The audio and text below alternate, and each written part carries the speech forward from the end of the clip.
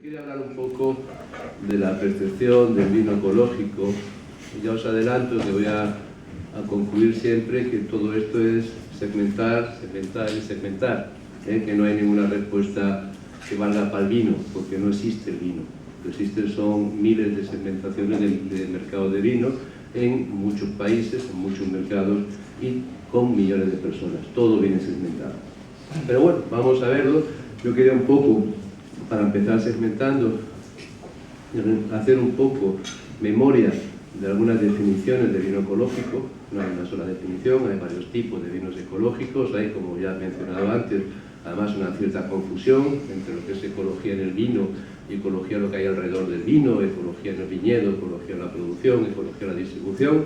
Y luego sobre esas series de segmentaciones, quizá ahí podamos un poco ya definir lo que son algunos de esos tipos de vinos y ver cómo vamos teniendo vinos ecológicos que van dirigiéndose a diferentes problemas y van ocasionando diferentes percepciones. Y luego lo voy a hacer de una forma muy abierta, porque luego quiero que discutamos, o que reflexionemos, y muchas cosas son opiniones, tenemos que discutirlas, pues dejar un poco cómo esas cosas se pueden casar con las percepciones del público. ¿Parece bien? Más o menos. Bien. Vamos a empezar con definiciones. Entonces vamos a hacer definiciones que van, digamos, de menos a más. De menos ecológico a más ecológico. Y la primera definición es lo que se llaman los vinos sostenibles. Es una definición que viene un poco presionada por todas las culturas de responsabilidad social, que vienen presionadas por toda la industria que hay en torno al vino, en torno a la agricultura. En francés lo llaman la lutte raisonnée, pero me parece que decir lucha razonada en España no quiere decir nada, ¿no? Es un poco un oxímoron, ¿no? Por eso lo dejo en francés. Los americanos lo llaman Integrated Pest Management, que es gestión integrada de enfermedades. Tampoco creo que tenga ningún sentido en español, con lo cual os lo dejo en sostenible y nos entendemos todos, ¿no? Lo que es eso, fundamentalmente es lo que es el concepto que ahora está muy de moda de la sostenibilidad. Sostenibilidad significa, en algunas ocasiones, uno puede ser muy cínico y puede decir que significa, como decían en El gato pardo, que tutto cambie a fin que niente cambie, ¿no? Que tutto cambie para que no cambie nada, ¿no? Es decir, ahora, como hay un problema ambiental, como hay gente con conciencia ambiental, yo digo que lo que toda la vida he hecho, lo voy a hacer con conciencia ambiental. Y entonces mantengo procedimientos y lo que hago es afino y me concentro mucho en lo que son los aspectos de eficiencia en lo que hago. Eso, por ejemplo, que ustedes siguen yendo al supermercado o al chino y se compran una chocolatina y siguen teniendo ustedes pues un cartoncito, un aluminio y la chocolatina. Y la diferencia ahora, para ser sostenible, que antes tiraban la cosa en un solo sitio de basura, ahora no ha cambiado nada el chocolatino, pero tienen que tirarlo en 3 sitios diferentes. ¿De acuerdo? Eso es sostenibilidad en la cosa de la industria. Tiene su interés porque no podemos cambiar los procesos y las formas de hacer del día a la noche, pero tenemos que tomarlo con una pizca de sal, ese tipo de cosas. No son cosas que tengan realmente una base ecológica, son respuestas en el corto plazo y en muchos casos son respuestas, digamos, defensivas frente a una presión creciente del público y de la realidad ambiental para que tengamos más conciencia de lo que hacemos. Se llama la definición de este tipo de cosas sostenibles, es decir, bueno, vamos a utilizar lo mejor de la técnica y del conocimiento que tengamos para conseguir los resultados más óptimos. No vamos a sacrificar el rendimiento, vamos a intentar conocer mejor las cosas y ahí vamos a fijarnos mejor en lo que es la gestión de la planta y de su medio ambiente y lo que es la gestión propia del cultivo en todo ello. Favoreceremos, porque hay muchos desarrollos en ese sentido, todo lo que son los avances científicos. Por ejemplo, ahora ya todo el mundo, se sigue haciendo mucha publicidad de eso, pero todo el mundo usa las feromonas para la confusión sexual, en el caso de las plagas de insectos, se utilizan los elementos de lucha biológica, tienen ustedes unas publicidades tremendas de los pesticidas que ahora desaparecen solos en el ambiente al cabo de media hora y todo ese tipo de cosas. Lo digo con un poco de cosas pero es verdad y es el tema central de la industria. Y es el tema de lo que no cambia, nos hace ecológico, pero sí a nosotros como consumidores nos va dando una imagen ecológica. Y desde un punto de vista mucho más serio, sí es el mínimo de lo que podemos hacer.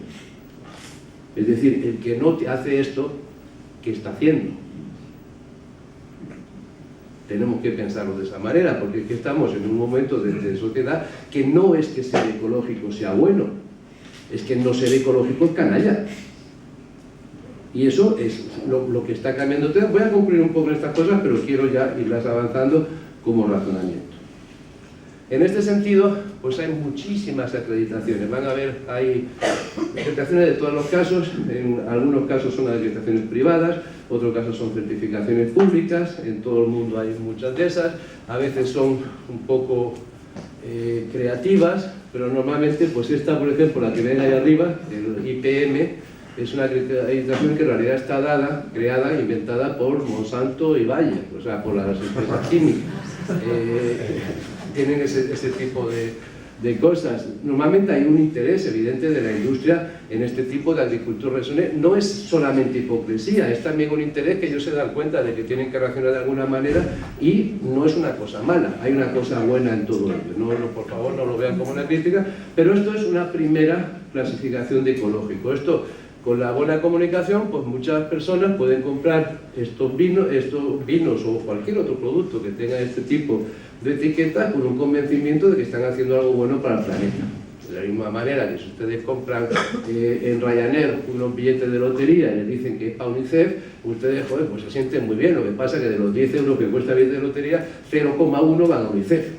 Pero es así. Y esto de alguna manera es un poco los enfoques de lo que es lo básico, e insisto, son cosas fundamentales. Yo creo que por detrás de esto hay, por desgracia, muchas etiquetas llenas de fantasía y de individuos que van con la azada y de cosas verdes y cosas de ese, que son hasta de mal gusto, porque no es de buen gusto, no tenemos respeto al medio ambiente ahora, y esto es lo mínimo. Esto, el mensaje real que se está pasando es: mantengo lo que estoy haciendo por una serie de intereses, lo que sea, pero tengo conciencia de que lo que estoy haciendo tiene un efecto ambiental e intento controlarlo y reducirlo. Ese es el mensaje más positivo.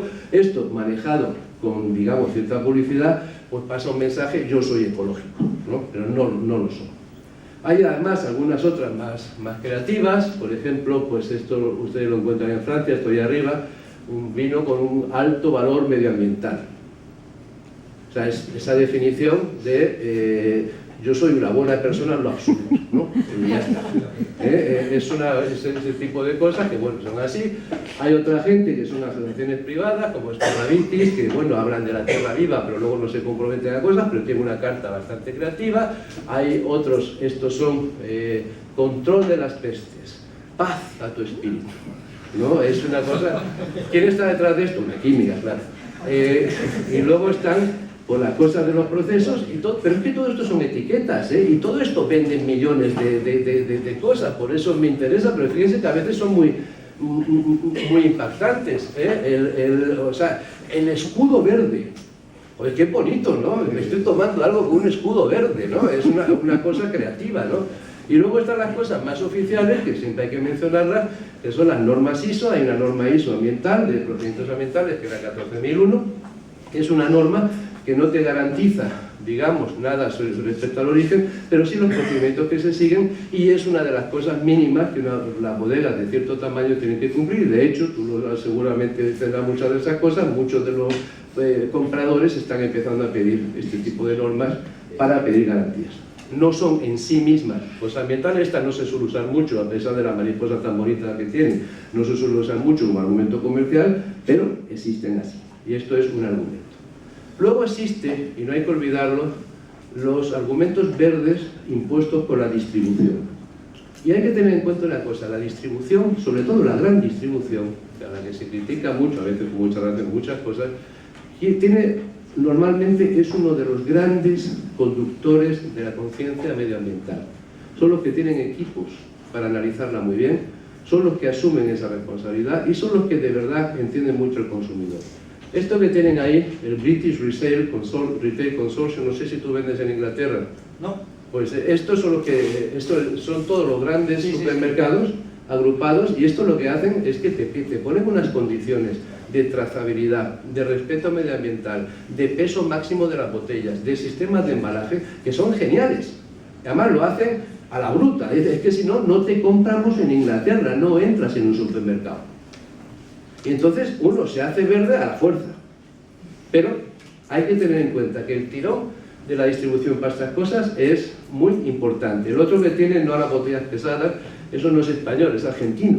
Los argentinos tuvieron una estrategia, alguno todavía queda con ella, durante bastantes años, de que vendían sus vinos para venderlos. Había unos estudios psicológicos que cuando tú ves, sobre todo los varones, las mujeres suelen ser más inteligentes, cuando tú ves una botella muy grande y muy pesada, te parece estar dispuesto a pagar más dinero, porque te parece que nosotros somos de el burro grande, ande no ande, por eso Mercedes vende tanto, ¿no? Y entonces tenemos esa botella y es un efecto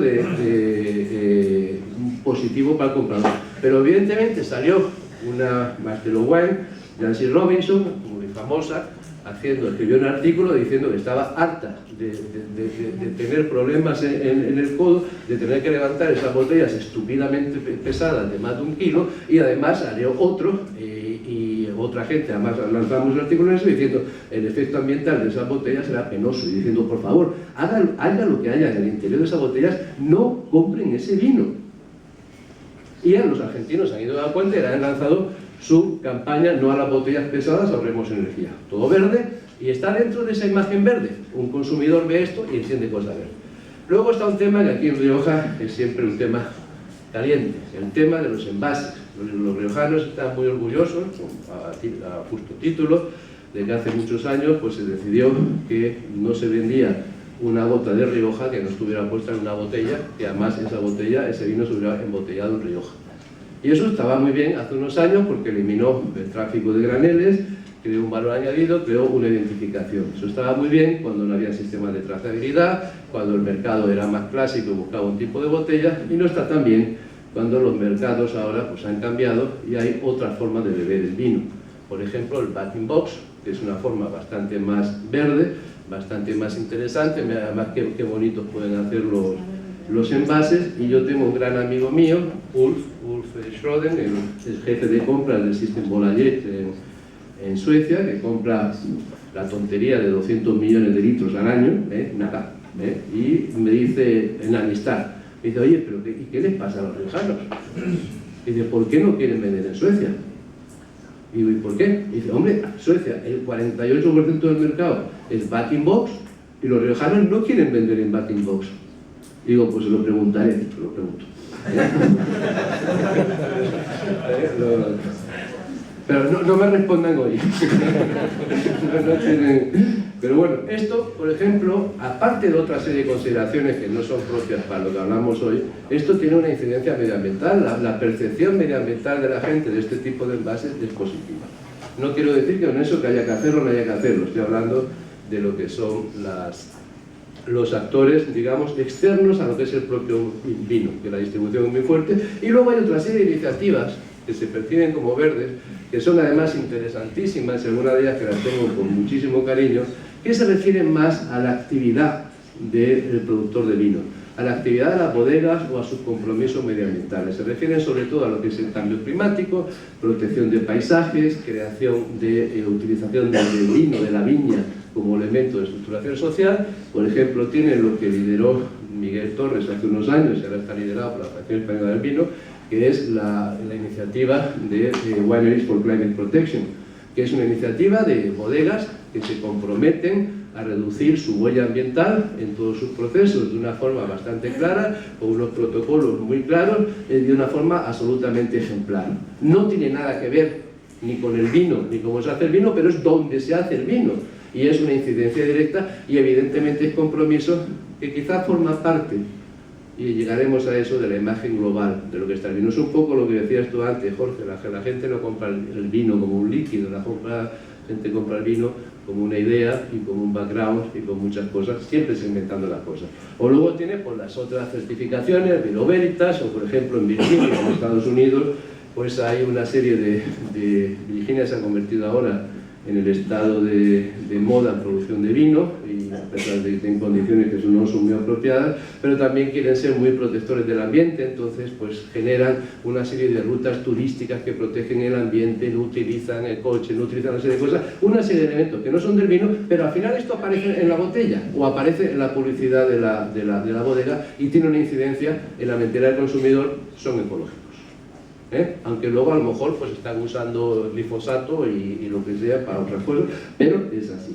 Y esto no ayuda mucho, crea una cierta confusión, pero hay que tenerlo en cuenta. Yo lo que digo siempre, todas estas cosas de sostenibilidad se corresponden muy mal y muy poco con el pequeño productor, con el viñador. Se corresponden casi siempre con la marca. Son los elementos que las grandes marcas usan en los mercados establecidos. Hay algunas marcas más parientes, lo vamos a ver, que pasan a otros estados, pero normalmente lo que es el concepto sostenibilidad, yo siempre recomiendo asociarlo como primera segmentación a lo que son las marcas, las corporaciones.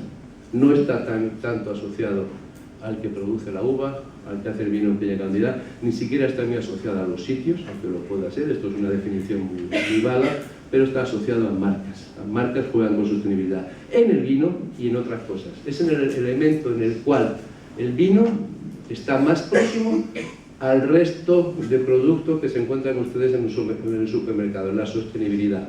Los otros elementos que vamos a ver ahora, las otras definiciones, alejan al vino de esos otros mercados. Segundo, el vino orgánico, biológico.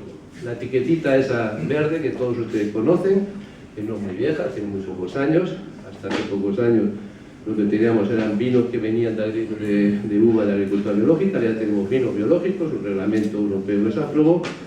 Es una denominación legal, hay un cuadro, un contexto legal muy específico y bastante detallado de lo que se puede hacer y lo que no se puede hacer.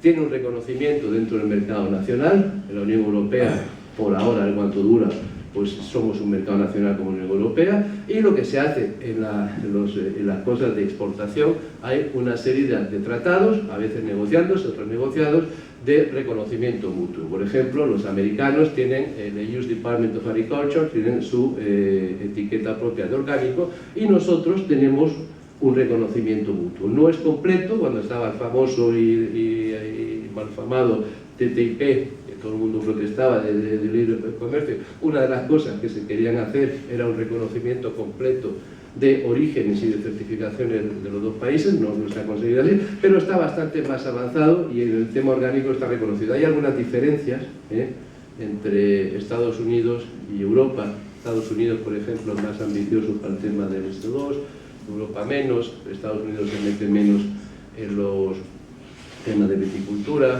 no ponen barreras para el tema de levadura genéticamente modificada, hay una serie de barreras, pero bueno, es un tema legal, el reconocimiento mutuo, y es lo que quiero decir, una definición que viene del orden público, de la ley.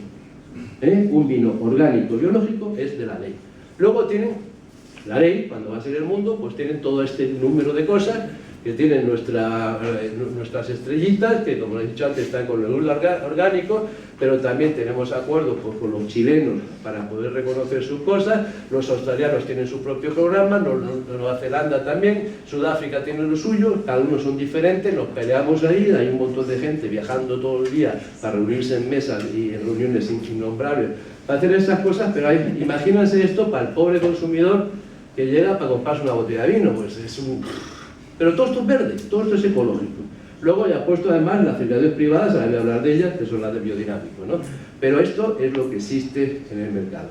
Lo que sí yo quiero dejar el concepto claro de orgánico es una definición legal y pública.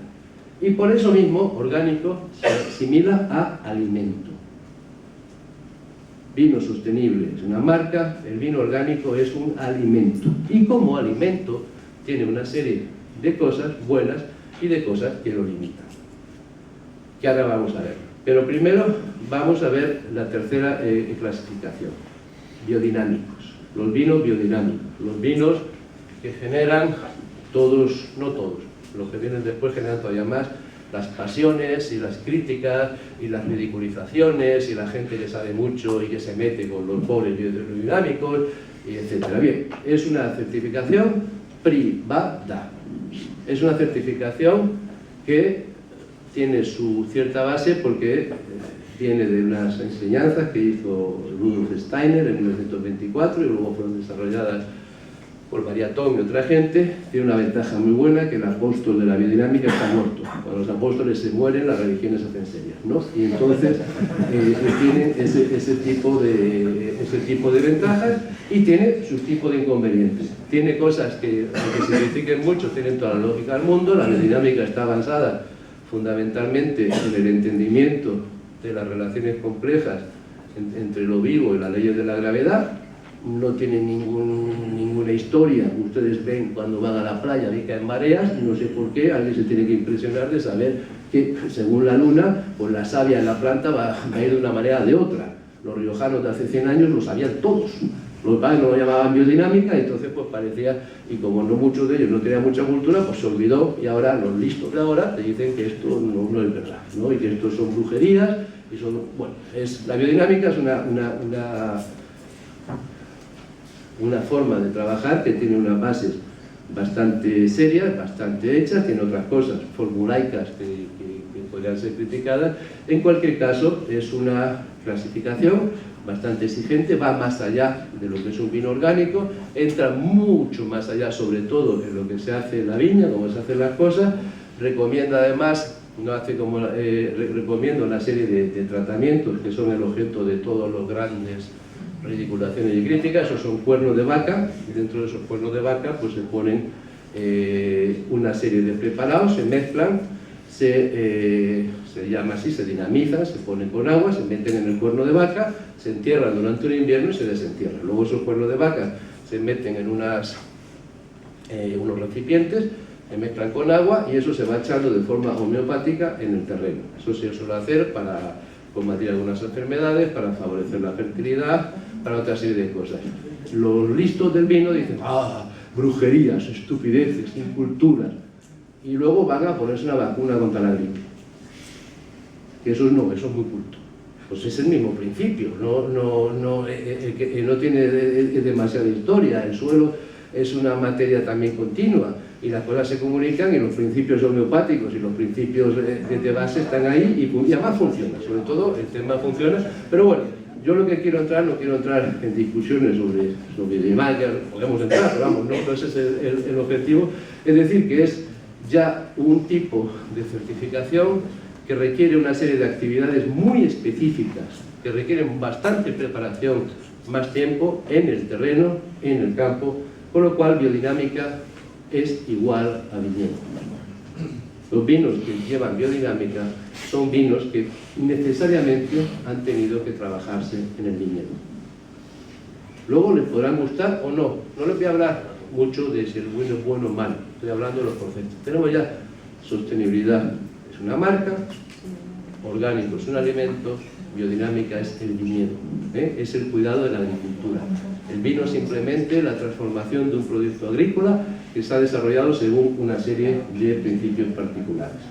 Y luego llegamos a la última categoría, a la categoría de todos los escándalos, de todos los insultos, de todas las cosas, la categoría de gente que piensa que son los vinos de Podemos y los vinos de no sé qué, y tiene varios problemas. El problema fundamental de esta categoría es que sus apóstoles están vivos.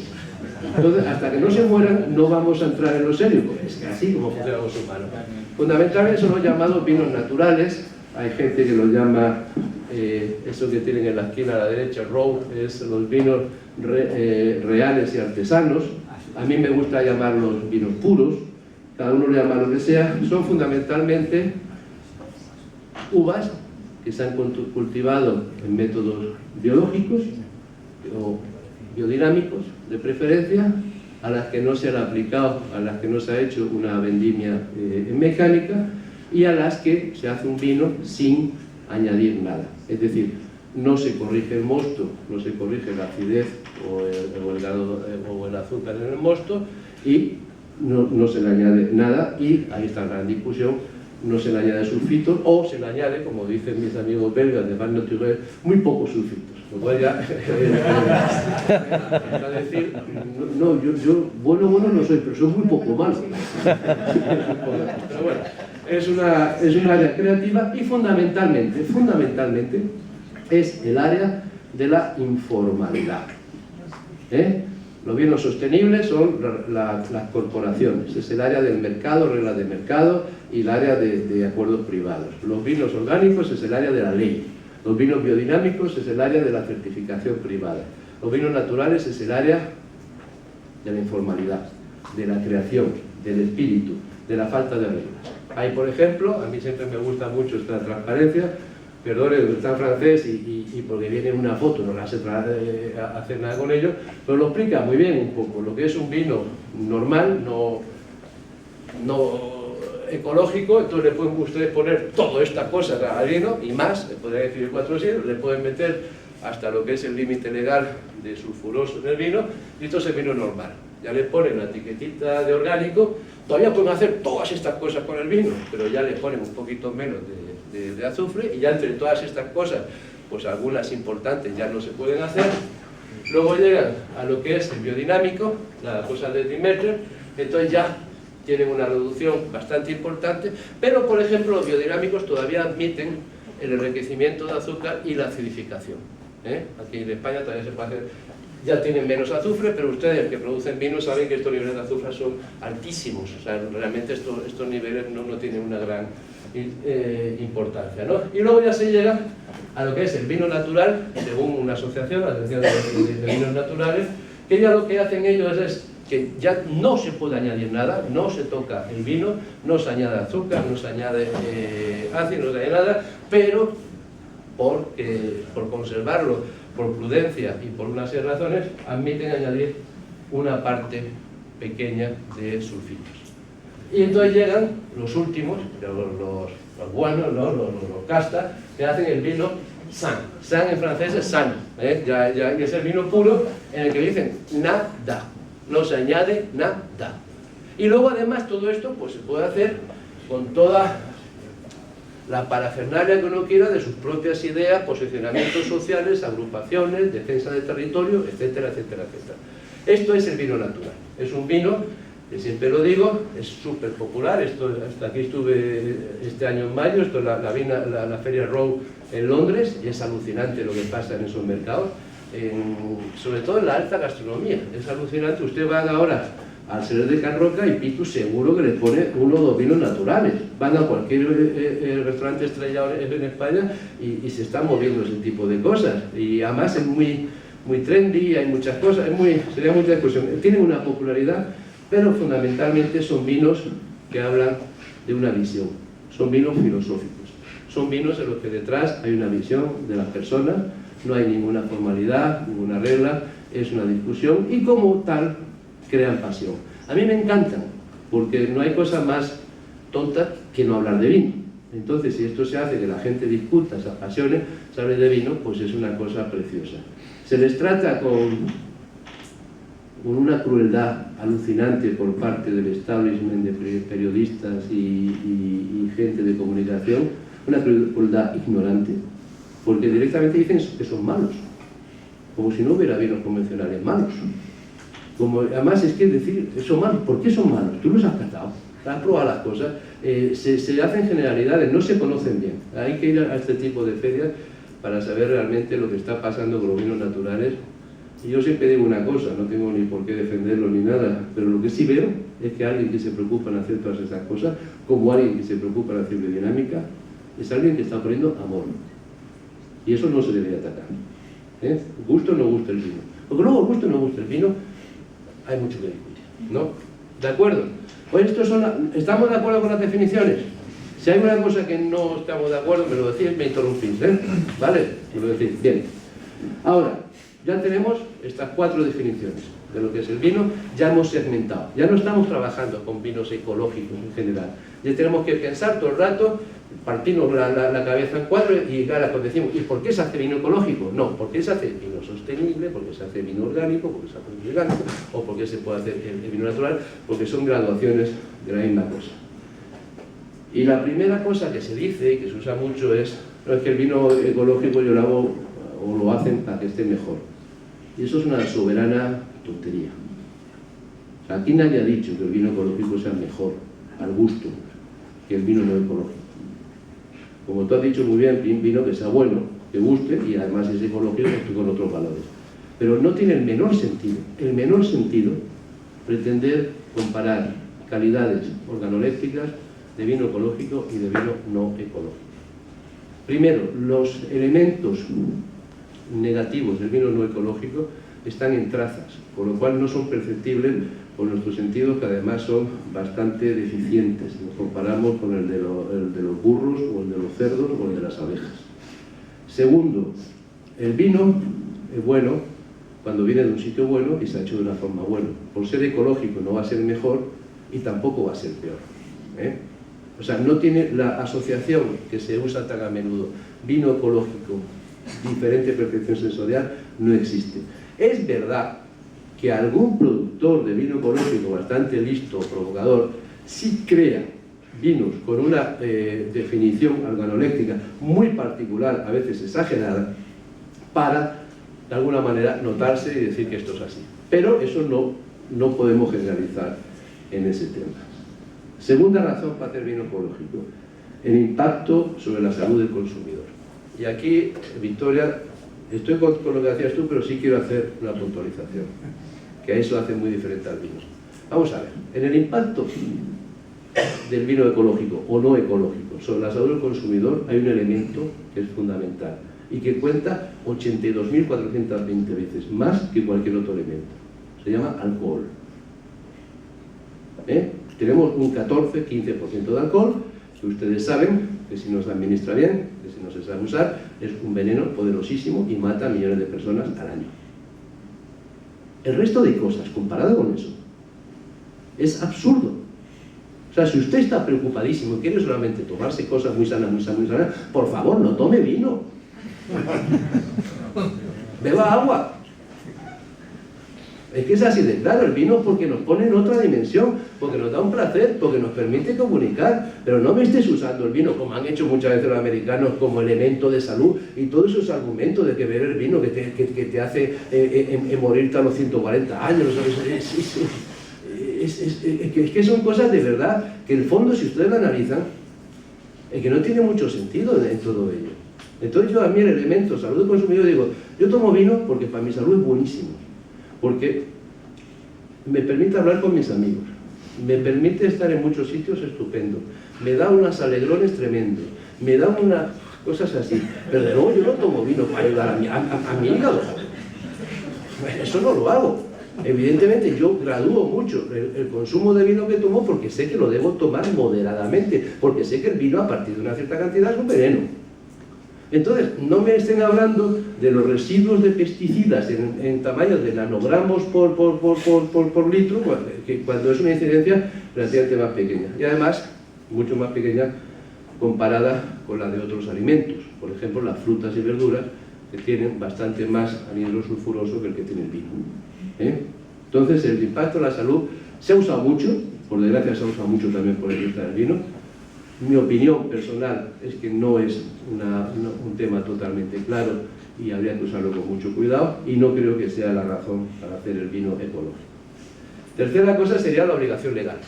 Y por ejemplo, en España estoy muy orgulloso de la gente del PNDES en Cataluña, que son la primera denominación de origen en el mundo, que han sacado una obligación para que todos los vinos que estén en una cierta categoría, o Classic PNDES, que son los que se han salido del cava, sean vinos hechos, vinos orgánicos. Si no, no puedes estar en Classic PNDES.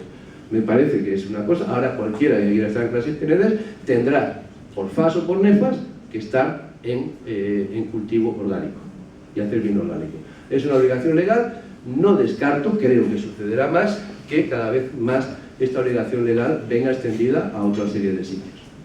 Por ejemplo, sería precioso que aquí en nuestra querida Rioja se dijera, vamos a lanzar los Premier Cru de Rioja, pero todos tienen que ser orgánicos, por lo menos. Sería muy bonito, porque sería hablar del respeto a la tierra, el amor a la tierra, ese tipo de cosas. Mis amigos ingleses, se habla muchas veces de que los grandes supermercados ingleses no descartan en el futuro medio de obligar a sus proveedores a que todo el vino que les vendan sea orgánico, directamente. Porque ellos tienen que vender sus cosas. ¿Y por qué no lo van a hacer? Si ellos venden una cierta imagen. Y es como tú decías antes, está el negocio especialista en lo orgánico, que además es un negocio que nunca crece y además, pasado el tiempo, va adquiriendo unos tintes cutres porque se queda como marginal. Y está, que es lo interesante, el mainstream, que cada día es más orgánico. Y podrá llegar un día, no hay que descartarlo, que te encuentres que al campo te dicen, no, pues mira, a partir del 2025 todos mis vinos van a ser orgánicos. Si me quieres vender, ya tienes 8 años para hacerte orgánico. Y no sería ninguna tontería. ¿A que a ustedes les gustaría que se hiciera eso, por ejemplo, con la leche o que con las verduras se garantizara el origen? ¿Por qué no hacerlo con el vino? O sea que la obligación legal no hay nunca que descartarla y hay que tenerla en la cabeza cuando uno está pensando en su negocio. Y llego a lo que es el interés comercial, que es la parte que se dice, que se acusa al vino ecológico de interés comercial. Esto lo he hecho yo, pero vamos, lo puede hacer cualquiera, muy repetido. Esto es una segmentación típica del mercado. ¿Cómo se venden los vinos en el mundo? Pues la mayor parte del vino se vende según este criterio, el precio. Vino barato, el vino anónimo, más de la mitad del vino español, pues se vende anónimamente en precio. ¿De acuerdo? Es el vino que hace que tengamos el precio más barato del mundo. Ese vino que se vendía a granel, aquí en Rioja se prohibió el granel, en parte para poder ir a otras calidades de precio. Pero esto es lo que más vende. Segundo, cada día más, en los mercados mundiales, desde luego, es fundamental. En España quizá menos, pero yo creo que también está siendo importante. En cualquier caso, en términos cuantitativos, por valor, es fundamental, son los vinos varietales. Los vinos que se venden porque son un Cabernet Sauvignon, o porque son un Verdejo, o porque son una Garnacha. Y son unos vinos que ocupan una fascia de precios superior a la de los vinos anónimos, pero continúan teniendo un cierto aire de anonimidad. Porque tú puedes tener la Cabernet Sauvignon de Chile, está compitiendo con la Cabernet Sauvignon de Australia o con la Cabernet Sauvignon barata que se hace incluso en España, y cosas de esas. Son vinos que, digamos, están todavía, no están atacados al origen, no pueden subir mucho de precio. Luego pasamos ya a lo que es las marcas de consumo y la denominación de origen genéricas. Aquí tenemos lo que es un Rioja básico, un Rioja joven, un vino de 1,80 € que se vende así, pues ya está a un precio superior a un tempranillo de vino de la tierra.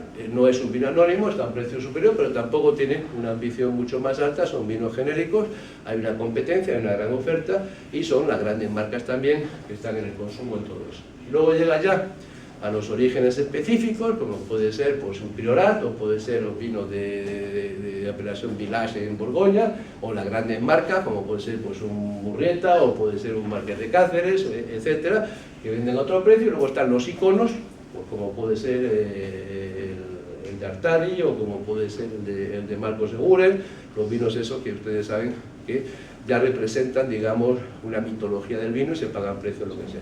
Es la calidad normal, no les estoy contando nada nuevo, y de una forma transversal a todo esto, que es donde quería llegar, pues tienen ustedes los vinos de nicho.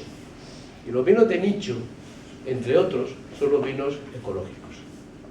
Los vinos ecológicos son vinos de nicho, pero fíjense hasta dónde he llegado el dibujito, no lo llevo hasta arriba. Porque son vinos que continúan siendo identificados por un adjetivo, pero no son necesariamente asociados por el consumidor a la mayor calidad. Tienen una limitación en su historia. Puede haber vinos de nicho que por razones particulares, como ahora, hoy empieza el Beaujolais Nouveau de Tarribé, pues el Beaujolais Nouveau ha bajado estos nichos pequeños, puede haber otros vinos de nicho que van a otros sitios, pero están ahí. Y el vino ecológico normalmente está como vino ecológico, y luego iré a lo que dices tú, Jorge, vino bueno, coma, ecológico, como vino ecológico es un nicho. Y es un nicho que además tiene un área de valor particularmente clara. Esto es una estadística real, hecha por la gente de Vinum Nature, y es el margen de precios donde se venden los vinos ecológicos. Si ustedes ven que los vinos ecológicos se venden ya a precios superiores a los 3 €, ya no estamos en los vinos básicos varietales, en los vinos malos, pero tampoco ven que casi todo el vino, ya a más de 10 € ya se vende muy poco. Y en las fascias de precios más cara, no hay vino ecológico. No hay vino ecológico. Y la razón es muy clara. Este es el vino más prestigioso del mundo, la Romanée Conti. ¿Ustedes piensan que meterle este cacharro al vino más prestigioso del mundo le daría algo o le quitaría algo? Le quitaría algo. Entonces ustedes, cuando hablen de vino ecológico, tienen que pensar claramente qué vino quieren producir, a qué precio lo quieren vender y dónde lo van a vender. Por eso te preguntaba, Jorge, tú pasas de precio y dónde vendes. Porque si ustedes tienen, o sea, no tendría ningún sentido que Viña El Pisón, que seguramente es ecológico, o los vinos de Marco Seguro, que son todos biodinámicos, no tienen menor sentido que él diga que son biodinámicos.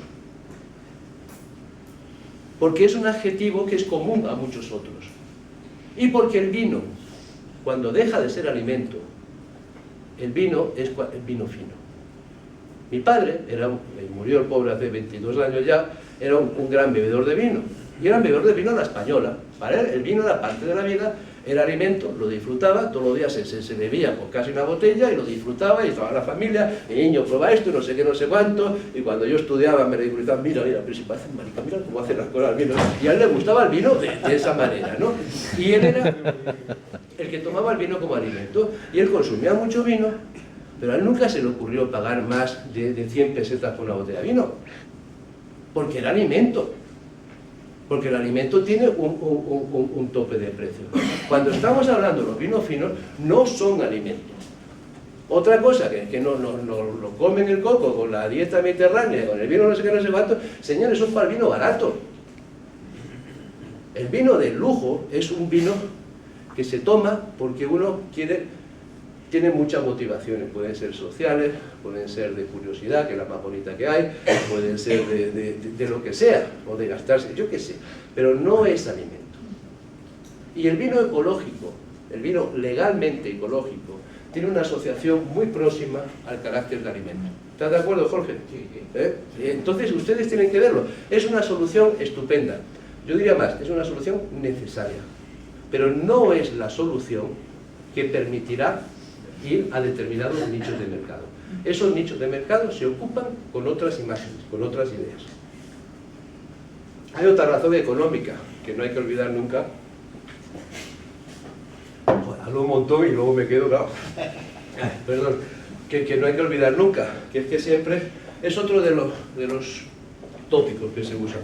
El vino ecológico es más caro. No es verdad. No es verdad. En el mundo hay problemas gravísimos de millones de agricultores endeudados para pagar sus pesticidas y sus historias. De estrategias bien conocidas, además, documentadas, hay estudios de estas grandes empresas, de ir creando una serie de dependencias, porque su negocio es que haya una dependencia, evidentemente, de la agricultura en general sobre estos productos. Y en un momento dado hay gente que han cambiado el modelo y han ahorrado dinero. No digo que vaya a ser automático, pero digo que también la estimación de costes habría que hacerla en cada caso para ver si uno ahorra o no ahorra dinero en el largo plazo y en el corto plazo. Y la estimación de costes, de luego, es importante. Y la independencia del agricultor o del viticultor es un elemento de importancia fundamental, que no hay que olvidar nunca. Más temas. ¿Por qué se hace un vino ecológico? Yo al final creo que se hace por estas dos últimas razones. Porque uno está buscando tener una calidad donde vive y hacer las cosas con una cierta calidad. Y uno, cuando está con la viña, está pensando en el futuro. Todos los viñadores piensan en el futuro, porque la viña es planta eterna, porque la viña se queda ahí. Entonces, cuando uno piensa en el futuro y en esos ciclos, pues uno tiene que adoptar estrategias, formas de tratar el ecosistema que permitan que otras personas el día de mañana puedan hacerlo así. Yo creo que hay mucho de esa convicción personal, de una actitud social. La presión social hace muchísimo, las actividades de territorio hacen muchísimo, pero yo creo que es la principal motivación para ser ecológico, es la que yo les recomendaría en primer lugar que ustedes consideren. Si ustedes no están convencidos de que uno tiene que hacer las cosas de tal manera que en el futuro puedan ser mejor, si ustedes no están convencidos de que hay que tener una actitud amorosa, respetuosa con el ambiente, pues lo demás no va a ningún lado, ya lo han visto que no hay ninguna ventaja económica ni ninguna cosa así. Es un tema de convencimiento propio. Y a partir de ahí se pueden construir un montón de cosas. Hay también algunos temas que hay que decirlo, que es la presión social y los errores que ha cometido la agricultura convencional. Este caso que pongo aquí es uno de los errores más, que además lo viví en directo, más tristes que he visto. Esta es una propiedad muy famosa, se llama Château La Ville-au-Brion, está en Burdeos, producen unos vinos de Pessac-Lognan con mucha fama, y estos señores pues ponían sus pesticidas, tienen una de sus viñas al lado de una escuela, y porque les convenía así, ponían sus pesticidas cuando los niños estaban en las escuelas. Bien, protestan los padres, oiga, pónganlos por la noche. Ni siquiera decían no los pongan, pónganlos por la noche. Ah, no, por la noche tengo que pagar más, no, yo sigo así. 3 años. Tercer año, 23 niños enfermos, y un profesor, demostrado. Y entonces ya los señores deciden cambiar las cosas. Evidentemente, pues este tipo de cosas demuestran también una cierta burrada. O sea, los pesticidas hacen mucho daño a la gente que está en el territorio. Y ustedes viven en estos territorios, ustedes tienen que pensarlo. Todavía se hablaba antes, Íñigo, de los nitratos, de todo ese tipo de cosas. Son cosas ciertas, no son cosas inventadas por 4 hippies ni ninguna cosa así, y hay que atacar esos excesos. Este es otro exceso, bastante conocido en Suiza y desconocido en España. Esto es un producto de la Bayer, aquí se llama Luna Privilege. Y este producto de la Bayer, pues lo que es un producto que se usa contra la botritis, tiene un problema en Suiza, que 2.000 hectáreas de viñedo pues fueron arruinadas totalmente por una reacción al año siguiente de este producto, del Luna Privilege, que bueno, pues ha impedido la floración, ha arruinado así. Como es Suiza, pues se les ha pagado bastante dinero a los viñadores, etcétera, pero a mí me asusta que siga habiendo Luna Privilege en España, para la botritis. Entonces pues son cosas a tener en cuenta, no quiero entrar en más. Y luego hay un tema clarísimo, frente a este tipo de cosas, pues las empresas están cambiando, están reaccionando, pero hay una postura clara, una asociación poderosísima, se llama la European Crop Protection, que son Monsanto, Bayer, todas ellas, en las cuales están prácticamente diciendo que sin ellos el mundo se muere, ¿no? Porque no va a haber comida para todo el mundo y que ellos crean las enfermedades. En fin, hay una presión enorme que también a uno pues, le hace pensar dónde decidirse. Luego a cada uno que se decida las cosas, pero son razones que han hecho que todo esto vaya cambiando. Luego hay otra razón, en muchos casos un fracaso de las técnicas convencionales de tratamiento, es decir, se están creando resistencias a muchas enfermedades. Mildiu este año ha tenido unos resurgimientos que era muy difícil tratar, la botritis va cambiando, va mutando de alguna manera, las enfermedades de la madera van teniendo así, por no hablar de los problemas de polinización y de lo que pasa incluso aquí en Rioja con desaparición de abejas. Todo esto está relacionado con el uso de productos químicos, y si uno no tiene la convicción, no tiene la cosa así, por lo menos debe considerar estos problemas y ver qué soluciones hay, si ser sostenible, si ser orgánico, si ser biodinámico o si ser natural. En cualquier caso, todo esto tampoco da una visión completa de lo que es el mundo. Tenemos siempre el problema de los organismos genéticamente modificados, qué se va a hacer con eso, es interesante o no, hay un dilema bastante grande. Lo dejo abierto, pero todas estas cosas ecológicas, por ejemplo, este tema no lo toman. Luego hay un tema fundamental, que es el tema de que sí somos muy ecológicos, pero a poco que sepamos de ecología, sabemos que tenemos que hablar de ecosistemas. No hay cosa más negativa por el ecosistema que el monocultivo. El monocultivo es terrible, y todos hacemos monocultivo porque económicamente no nos lo podemos permitir, o se dice así. En cualquier caso, deberíamos tener un poco la amplitud de miras de decir, bueno, a lo mejor debemos considerar gestiones de territorio, como se habla la gente de biodinámica, debemos considerar otro tipo de cosas. En cualquier caso, concepto monocultivo y ecológico, hay algo que no va ahí, Nos vale como solución provisional, pero tengamos siempre la honradez de mirarlo concretamente. Luego llegamos a todo lo ecológico, pues lo ecológico acepta que el ser humano pues corrija lo que no puede hacer en el campo, lo corrija en la bodega, y aquí el que no acidifique que levante la mano, ¿no? Es una... luego nosotros que se nos llena la boca de criticar a los franceses porque le echan azúcar al mosto, pues nosotros le echamos tartárico, y le echar una cosa a otra no le veo gran diferencia. Bien, son cosas que son así, los vinos siempre se han corregido, se hacen así, no siempre salen bien. Hay que verlo, cuál es el tratamiento y el pensamiento de todo eso. Hay gente como lo de los vinos sanos estos, que no aceptan ningún tipo de corrección, y otras cosas que los orgánicos sí se aceptan muchas correcciones. Luego un tema un poco más complejo es el vino. Lo grande del vino es que el vino es un ecosistema vivo. El vino viene de un ecosistema, que es lo que se genera en torno al bioma de la planta. Esa vida, cuando hay vida en el suelo, esa vida en la propia planta, incluidos sus virus en muchas ocasiones, y sus parásitos, y los animales que pueden pasar, toda esa vida en torno a sí. Salen unas uvas, esas uvas se fermentan creándose otro ecosistema, se fermentan cuando hay fermentación salvaje, una combinación de levaduras de las que vienen de la uva, las que están en la bodega, bacterias, etcétera, y se crea otro ecosistema.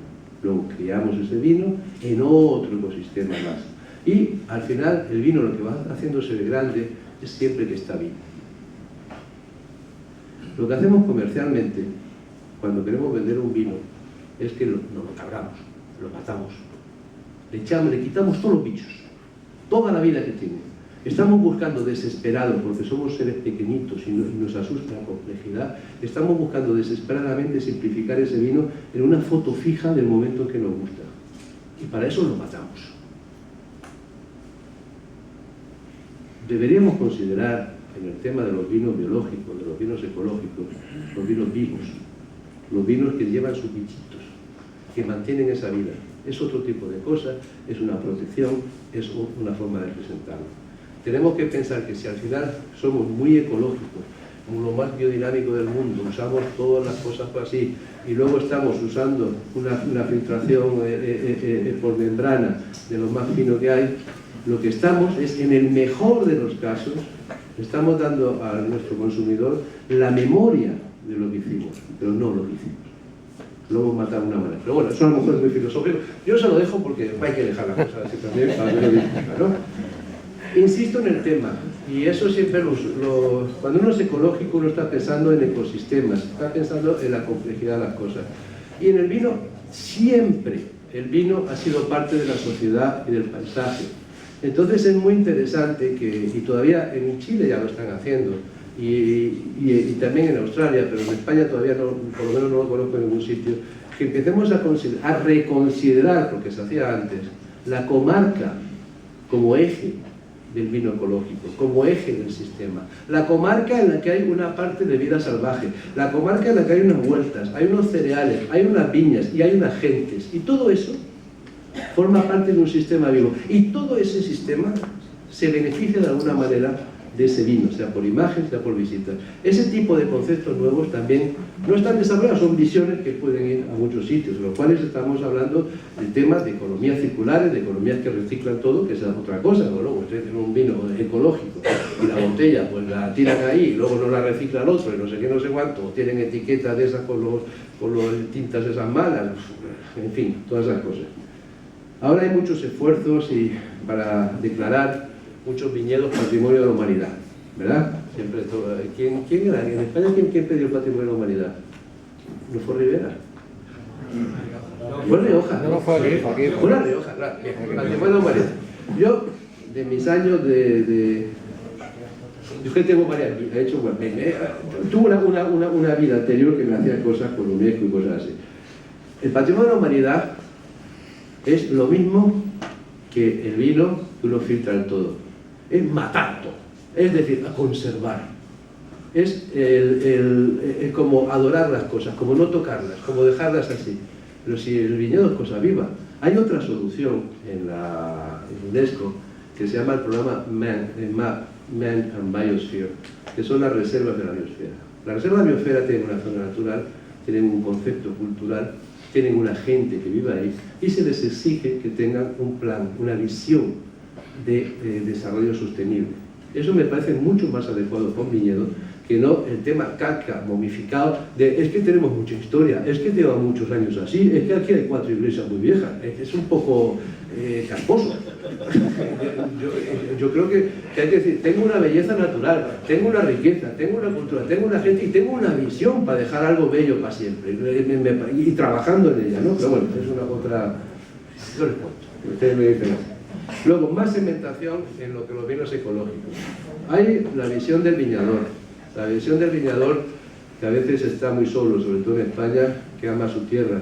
En otros países hay viñadores profesionales.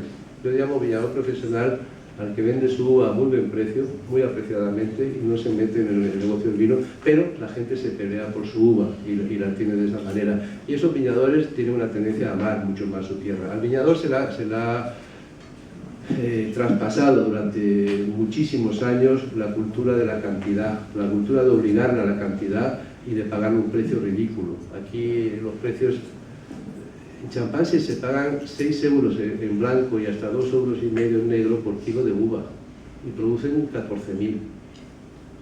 Prosecco, 16.000 kilos de uva por hectárea, se paga a un euro el kilo. Sancerre, Sauvignon Blanc, que ahora es la uva de Rioja, ¿no? Sauvignon Blanc. Es fuerte, el tema es fuerte, pero bueno. Perdón. Sancerre, se llega a pagar el kilo de uva Sauvignon Blanc se paga 4 euros. Y no son regiones tan clásicas como Rioja. Yo siempre lo digo, el drama de España es el precio de la uva. Es el precio de la uva. Si no logramos tener este país, por lo grande que es, con un montón de viñadores que viven con dignidad, uno de sus hijos o de sus hijas tiene la oportunidad de vivir tan bien como sus hermanos o hermanas que se han ido a la ciudad, quedándose con la viña, no iremos a ningún lado. Y eso es la viñador profesional. Y eso parte también del ecológico y del valor añadido en la viña. Luego están los vinateros, que hemos hablado, los distribuidores también han hablado. Cada uno de ellos tiene su visión, sus intereses para el vino ecológico. Los actores de exportación o de importación. La restauración es fundamental, sobre todo la restauración fina. Son los que han sido de lo que más... O sea, el vino natural se mantiene porque hay un montón de chavales jóvenes que son muy buenos sumilleres y que necesitan, porque estamos, ustedes lo ven en la tele, o sea, estamos en la época, en el periodo de la cocina shock, ¿no? Porque es que tenemos todos esos chefs que son casi tan tontos como un futbolista, alguno de ellos, tiene unas cosas así enormes, y todos esos shows, y entonces el pobre sumiller necesita venir con más show, entonces trae el vino más raro, el vino más sé qué, pero eso es verdad que ha condicionado que haya muchas entradas para vinos nuevos en muchas cosas, y la restauración no hay que olvidarla, que es un mercado fundamental, porque es un mercado de prestigio. Y ya termino con el consumidor. Como había dicho antes, el consumidor no se le puede decir que el vino ecológico es más bueno o que le va a hacer menos daño, porque simplemente no es verdad. Lo que sí se puede saber, hay gente que vive de vino ecológico, como Pierre Frick, que es uno de los individuos más, digamos, que más han hablado de la cosa ecológica, de unos vinos muy particulares, muy así, pero luego también es verdad, y eso no hay que olvidarlo, que casi todos los más grandes vinos del mundo son ecológicos y ya biodinámicos. Eso sí es cierto. El mejor, para mí, el mejor Burdeos, Pontet-Canet del 2010 es insuperable, es una maravilla, se hace por un señor Tesserón, que cultiva sus viñas con unos caballos percherones, que es biodinámico, que tiene un 20% del vino lo cría en tinajas, no en barricas, y que es absolutamente escrupuloso en todo lo que es ecológico. No verán ustedes ni una mención de ecología en sus etiquetas, pero luego el vino es increíble. Romanée Conti o la Loup Bisleroy son totalmente biodinámicos y ecológicos en eso. Creo que eso tiene algo que decir. Y luego está el tema del posicionamiento social del consumidor. Pues hay consumidores que si quieren ser progresistas, etcétera, pues les va a interesar presentar vinos de una serie de cosas así, otros más tradicionales les va a interesar presentar marcas, pero bueno, es un posicionamiento social que no hay que olvidar. Y ya estoy terminando. hay que tener también el romanticismo del consumidor. Y el romanticismo del consumidor es... El romanticismo se ve porque hay muchas películas como una cosa bonita y de amores y eso, pero el romanticismo en realidad es una cultura necrófila de la nostalgia, y que se inventa pasados. Esa foto de ahí es en Georgia, son los cuebris. Los georgianos hablan de que llevan haciendo vino 8.000 años, se les olvida que durante 70 tuvieron la Unión Soviética que los obligó a hacer otras cosas, pero bueno, se crean esos romanticismos que el cliente los apoya mucho, y en el romanticismo entra mucho la cosa del romántico, que era el salvaje bueno, ¿verdad? La vuelta a la naturaleza, y a veces se piensa que la ecología es el salvaje bueno y la vuelta a la naturaleza. No lo es. La ecología es posible porque tenemos un conocimiento mucho más fino y mucho más profundo de la biología de la planta, de los procesos de vinificación, y porque tenemos tecnologías que nos permiten hacer eso. La ecología es un paso de progreso, no es una vuelta atrás, pero se vende como si fuera una vuelta al salvajismo, inventando pasados inexistentes y haciendo cosas. Y la otra cosa, el romanticismo, es esa asociación que existe entre ecológico pequeñito, ¿no? El vino ecológico es el pequeño productor un poco bruto que hace sus cosas así, con tanto amor, y en realidad son multinacionales también las que hacen vino ecológico. Fetzer es una de las compañías más grandes del mundo, y todo lo que hace es ecológico. Lo que tienen ahí son los vinos ecológicos biodinámicos de Concha y Toro, que es una finca, más en la finca biodinámica más bella que yo nunca he visto, son 1000 hectáreas, entonces lo tienen todo. Es una finca preciosa. Tienen una parte con las montañas de animales salvajes, tienen sus viñas, tienen gente, además gente indígena que viven ahí y que tienen sus animales, tienen sus huertos, hacen toda una economía circular, van generándose en todo ello. Es un modelo biodinámico perfecto, que lo puede hacer solamente una compañía que se permite tener 1000 hectáreas de una cosa. Pero se usan este tipo de cosas románticas que yo creo que por lo menos hay que considerarlas como elementos de la percepción del vino ecológico. Y luego están ya los prejuicios del consumidor. Ya les he dicho antes los prejuicios contra el vino natural, que son muy malos por ellos, que se pudren, que no sé qué, sin probarlos, ¿no? Y también los prejuicios por parte de los verdes, que todo lo convencional es basura y que te envenena, y que a mí me da un dolor de cabeza tremendo. Yo lo sé enseguida cuando un vino no es biodinámico, porque al día siguiente estoy malísimo. Luego están las cosas de las alergias posibles en los CO2, luego los problemas con la gente vegan, que no pueden aceptar una serie de aditivos. Luego, como tú lo has mencionado, los cambios generacionales. Ahí, por ejemplo, en Bélgica pues se está viendo, como llevamos 25 años de tiendas orgánicas, pues la gente joven no va a tiendas orgánicas porque llevan sus padres. Siempre hacemos lo contrario de lo que hacían nosotros, pues eso va cambiando. Aquí la gente no bebe vino, habrá que esperar, o sea, que los maten a todos, entonces todos los jóvenes volverán a beber vino. Me imagino que será un poco así, porque yo creo que son los cambios generacionales, ¿no? A mí no me gustaba el vino, te lo dije antes, y sobre todo era porque mi padre bebía vino y yo le criticaba eso y yo me ponía hasta arriba de cerveza, ¿no? Luego, seguramente tenemos ahora muchísimos valores en nuestra sociedad que nos parecen naturales, como es la igualdad de géneros, o como es el no pegar a los niños, o como son un montón de cosas que hace muy pocos años pues tampoco eran así de habituales. Yo creo que lo ecológico llegará a ser ese valor y en algunos casos tendrá un valor particular en ella.